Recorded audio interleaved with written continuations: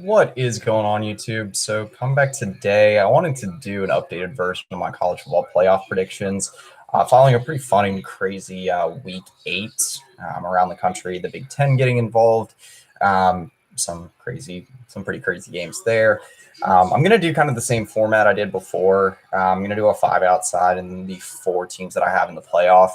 I do apologize for my uneventful playoff changes this week.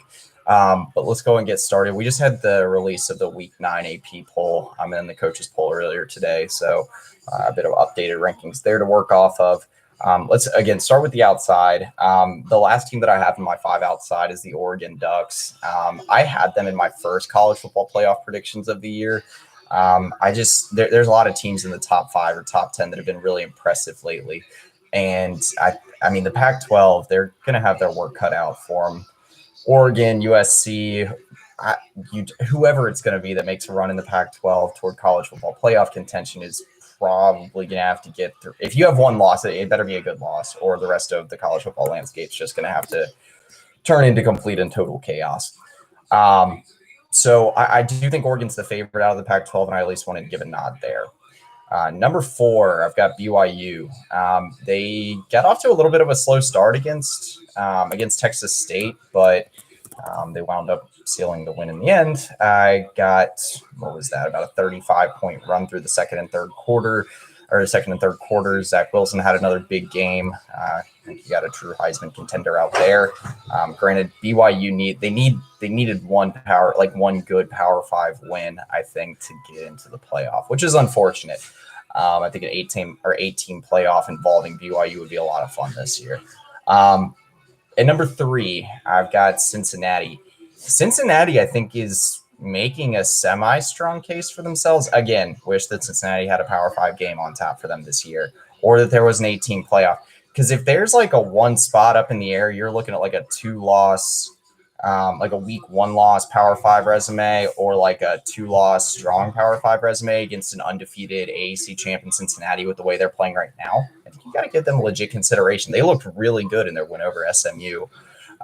Really pulled away there at the end. I want to say, what was that, like a 42-13 victory in Dallas. So big win for them. Number 2, I've got Oklahoma State.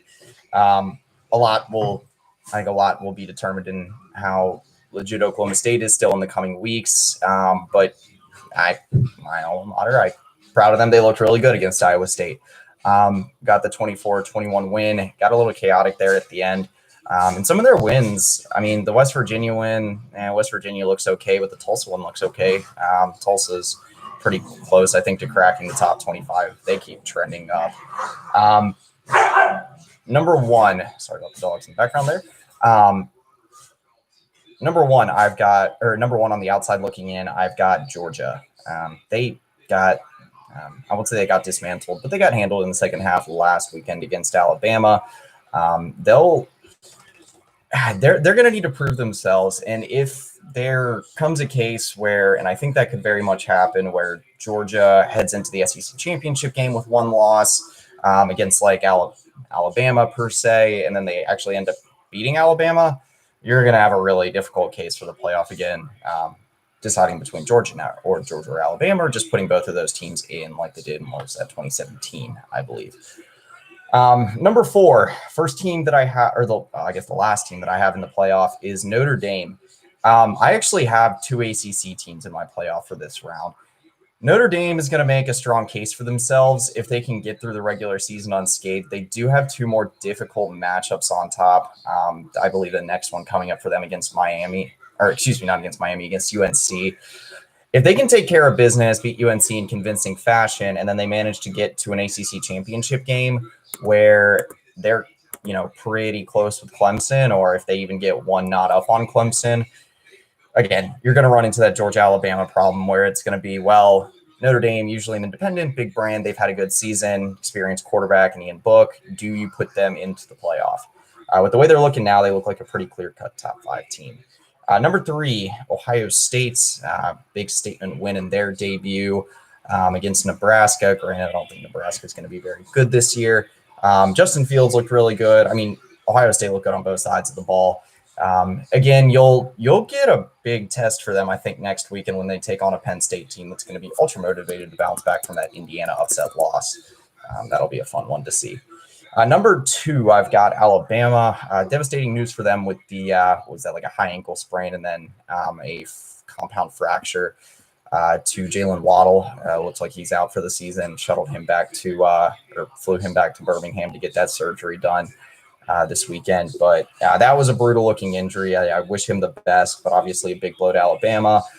They recovered well in the win over Tennessee, looked really dominant in that game, but we'll see where they go from here. But again, a clear-cut looking playoff team right now. And then number 1, I think the clear-cut number 1 right now, I've got Clemson. In terms of like decent to bad, or like bad to like maybe mediocre, or even decent teams, Syracuse seems to push Clemson in a way that a lot of other teams don't. If not for like 1 or 2 untimely Syracuse turnovers, that game was pretty close through the first 3 quarters yesterday.